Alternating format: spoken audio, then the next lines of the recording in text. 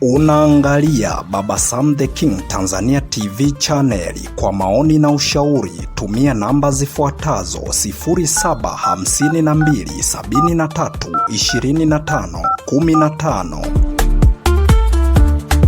Baba Sam the King.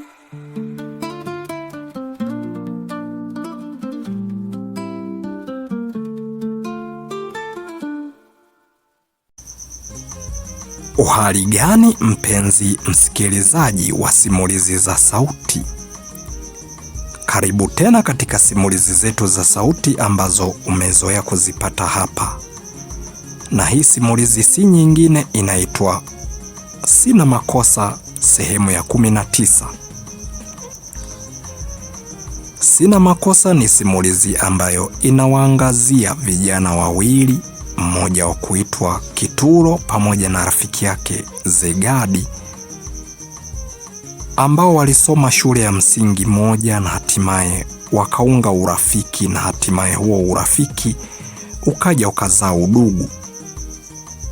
Kama endapo utakuwa haujasubscribe channel hii, inaitwa Baba Sam the King Tanzania TV channel, na chini ya video hii kuna kitufe ambacho kina rangi nyekundu, pia kina alama ya kengele. Ukigusa hapo moja kwa moja utakuwa ni mwanafamilia wa Baba Sam the King Tanzania TV channel. Mimi ninachokuomba subscribe, like, share, comment pia, ili tuweze kupata mchango wa mawazo yako. Nikukaribishe sehemu ya 19 ya simulizi yetu hii, ili tuweze kuidadavua, tujue ni kitu gani ambacho kiliendelea. Baada ya kuzungumza maneno kama hayo, huyu bwana Kituro, ilisikika sauti ya Zegadi akizungumza huku akisema, waondoke wapi sasa? Regina bado yupo na pia na Angela yupo. Kumbe rafiki yangu Sister Angela anakupenda bwana, mpaka naamua kugombania. Ana wasiwasi kwamba huyu mwingine anaweza kumuibia, kwa hiyo ndio maana anajaribu kujilinda. Basi we kubali tu bwana Kituro. Wewe sasa hivi nisikuite blaza kabisa, nikuite shemeji. Naona hiyo itasui vizuri. Sasa huyu mwingine, huyu rafiki yake na kibamiza matofali watu, tujue tunamuondoa vipi. Lakini mimi tayari hapa, kwa namna tu jinsi ambavyo sister anavyojionyesha, ni kama vile anakupenda kabisa. Au sio sister? Nimeongopa. Baada ya kuzungumza maneno kama hayo, kutokana na kwamba Angela alikuwepo hapo hapo, naye aliamua kuropoka huku. Kumbuka hapo hayo yote yanafanyika, wale wapangaji wote wapo, pia na mzee Misondo naye yupo. Amekaa tu kwenye kakiti, anasikilizia upepo unavyovuma, na pia anatazama hayo ambayo yanaendelea. Hapo ndipo ambapo Angela aliamua kuzungumza huku akisema, ndiyo mdogo wangu, mimi sitaki nikufiche. Ni kweli mimi nampenda, lakini ni kama vile yeye anaonekana sija naonekanaje. Yaani hataki kunijali, hataki kujua kama endapo Angela anampenda. Hicho tu mimi ndo kinachoniumiza mdogo wangu. Hebu jaribu kukaa naye, uzungumze naye ili aweze kukubali. Sasa mimi nitaendelea kuteseka hivi mpaka lini? Mtu nimemwambia, alafu bado naendelea kuonekana vikaragosi vinakuja. Ina maana anataka kunichanganya kati yangu mimi Angela, anichanganye na hili hapa.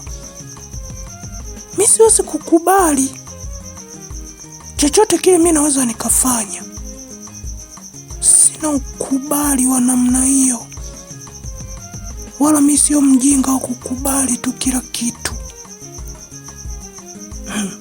Kaka, huyu popote pale nitakapomkuta nitamuua.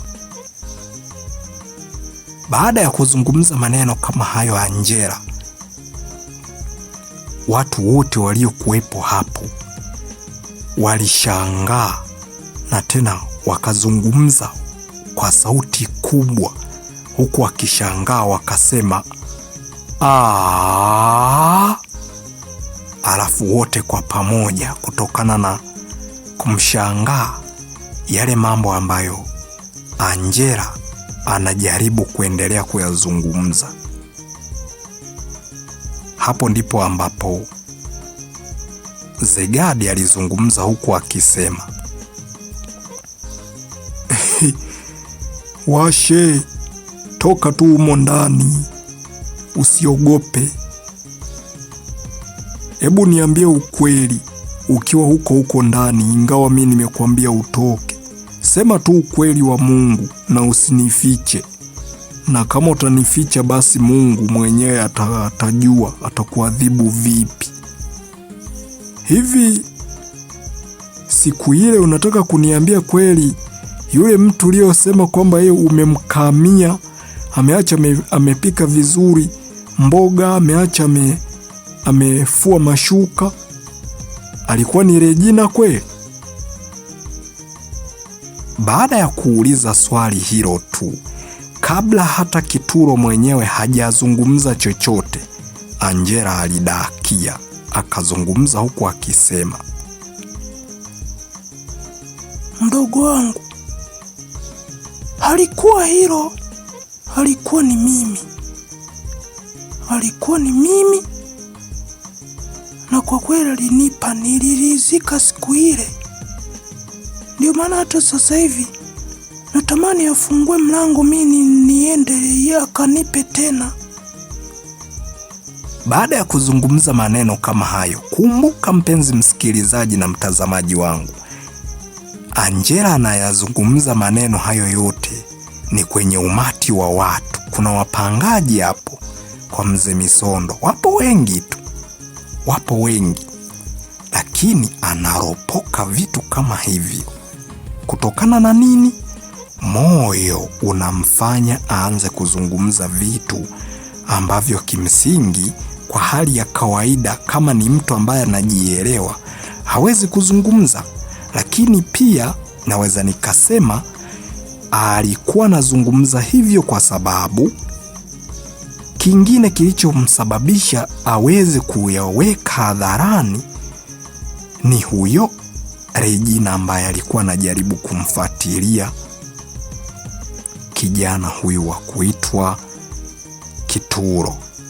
Kwa hiyo baada ya Regina kuanza kumfuatilia au kuwakuta pale, na akaanza kuzungumza kwamba huyu binti ni nani, hapo ndipo ambapo kutokana na wivu na kila kitu kwa anaamua kufunguka, kwa sababu na Regina mwenyewe yupo ameshikiliwa kule na mwanamke mmoja hivi. Anamwambia usiende huko, usiende kuanzisha ugomvi. Kama unataka kuondoka we niambie nikusindikize ili uweze kwenda. Lakini Regina anaonekana ana hasira sana, kiasi kwamba endapo huyo mama asingekuwa ni mama mtu mzima anayelingana na mama yake mzazi,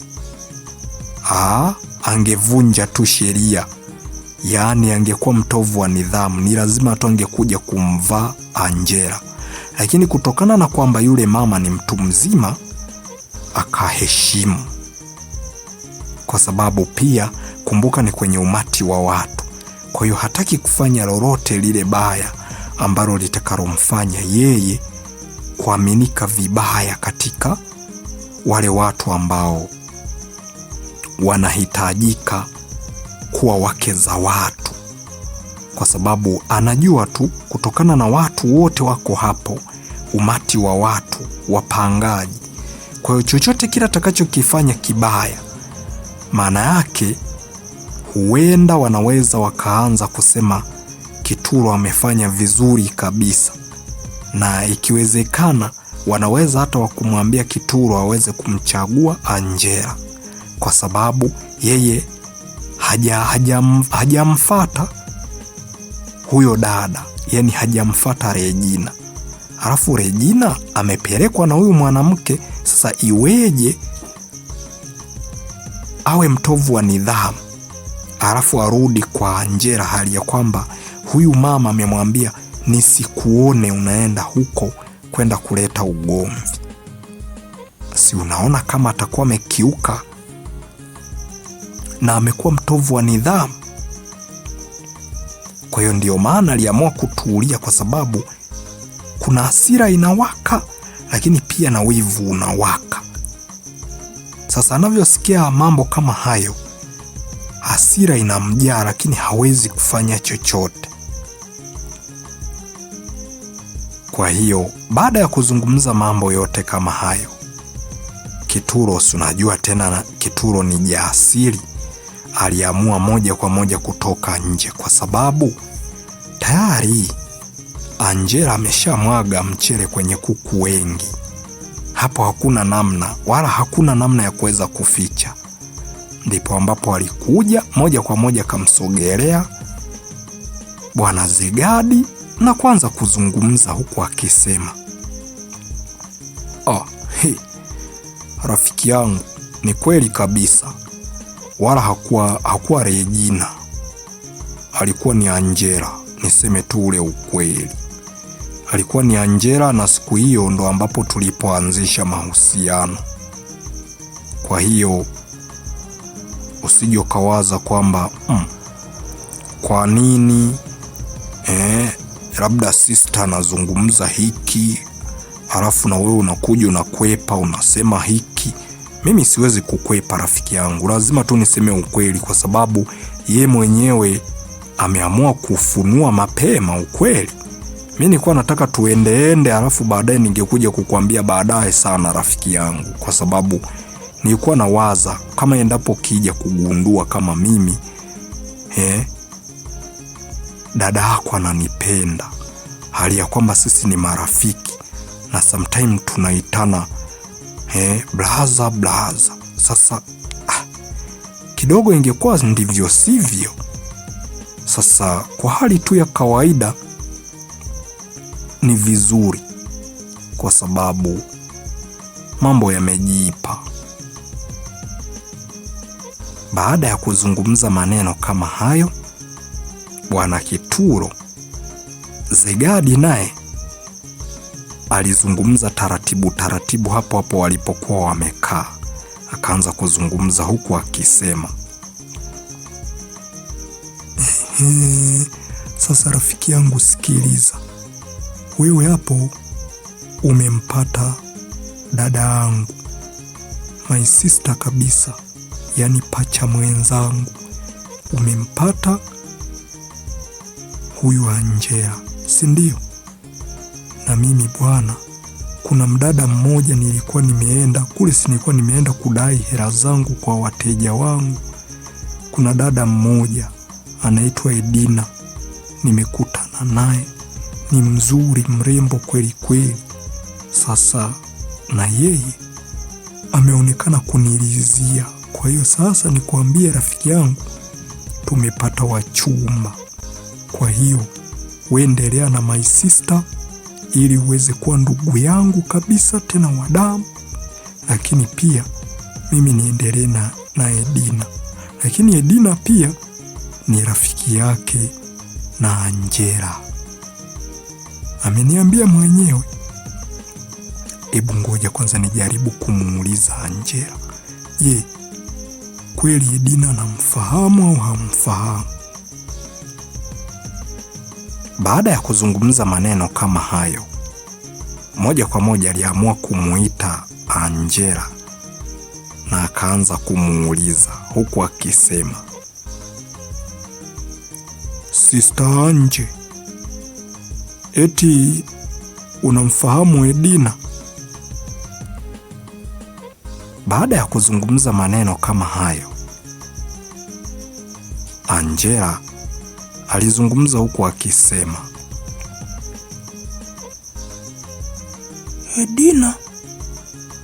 Edina Kambaya au sio? Baada ya kuzungumza maneno kama hayo, Zegadi alishtuka kwa sababu ndivyo ambavyo alivyotajiwa. Naye alizungumza huku akisema, ndiyo, unamfahamu? Angela akazungumza huku akisema,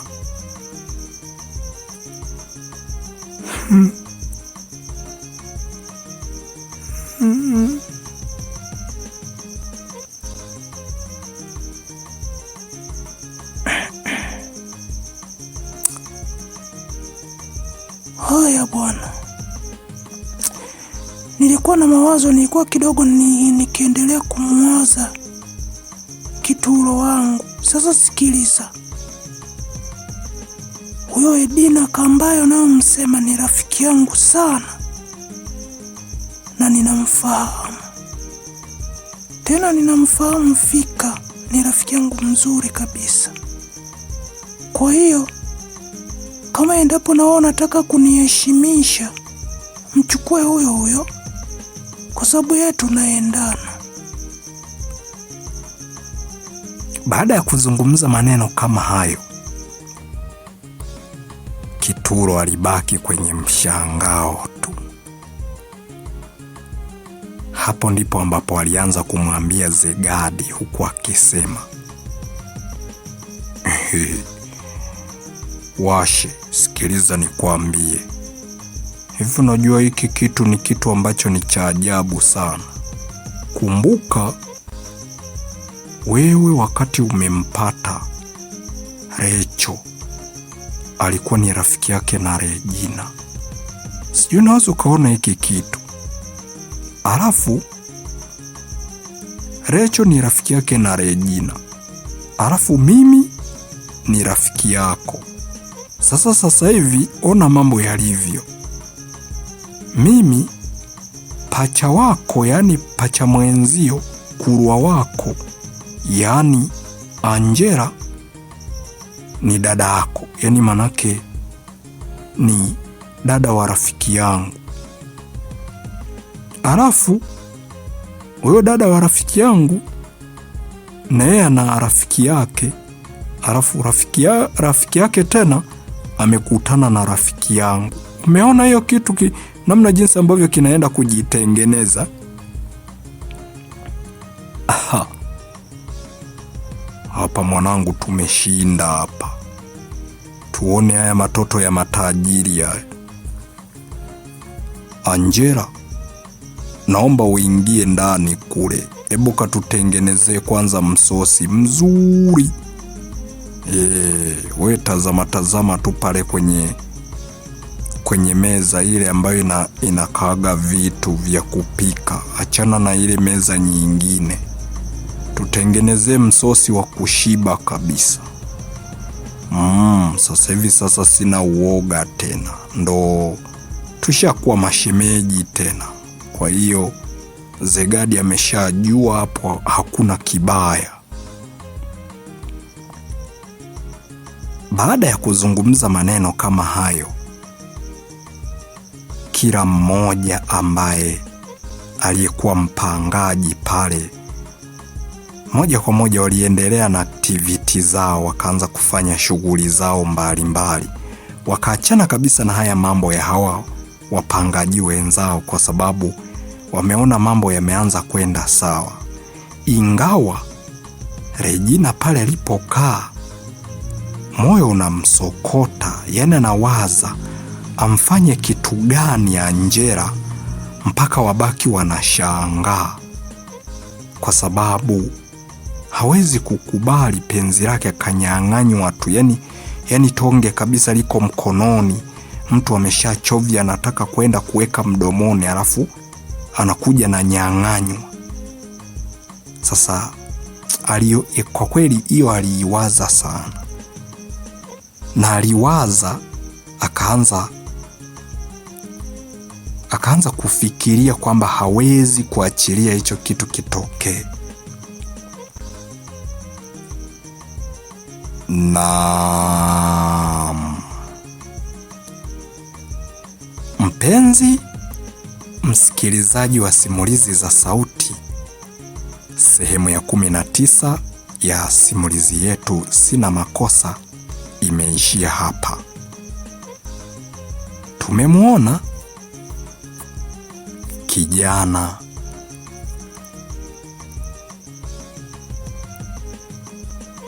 Bwana Kituro akiwa amejifungia ndani, na Zegadi pia akawa amekuja, na Mzee Misondo yupo pamoja na wapangaji wengine wengi.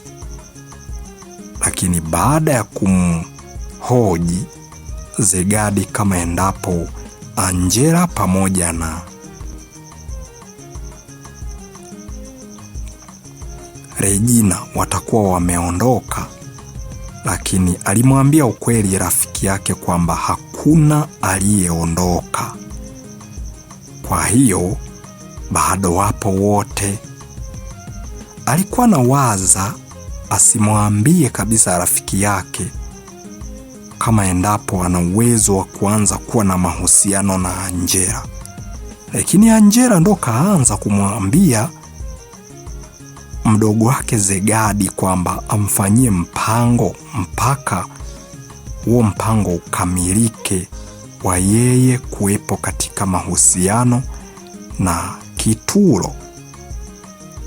Kama endapo utakuwa hauja subscribe channel hii, inaitwa Baba Sam the King Tanzania TV channel, na chini ya video hii kuna kitufe ambacho kina rangi nyekundu, pia kina alama ya kengele. Ukigusa hapo moja kwa moja utakuwa ni mwanafamilia wa Baba Sam the King Tanzania TV channel. Tunachokuomba subscribe, like, share, comment ili tuweze kupata mchango wa mawazo yako. Mimi ni Hasdi02 Baba Sam the King, ni kuage niseme kwa heri mpaka sehemu ijayo. Je, unahisi ni kitu gani ambacho kitakachotokea? Regina amegundua kama endapo Angela pamoja na Kituro ni wapenzi na hasira zinaendelea kumsokota,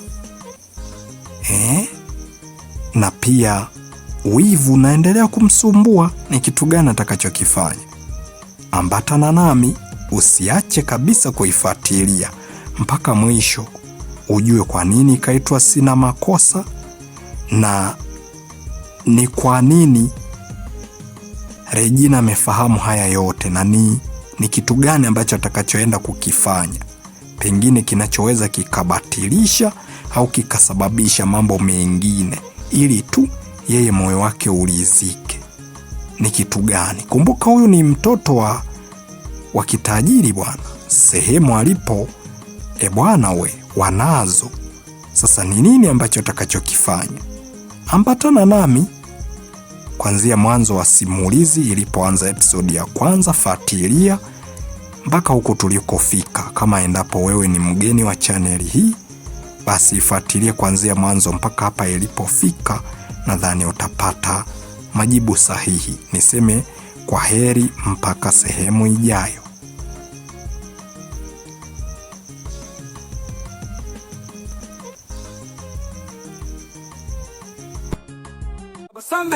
Unaangalia Baba Sam the King Tanzania TV channel. Kwa maoni na ushauri tumia namba zifuatazo: 0752732515. Baba Sam the King.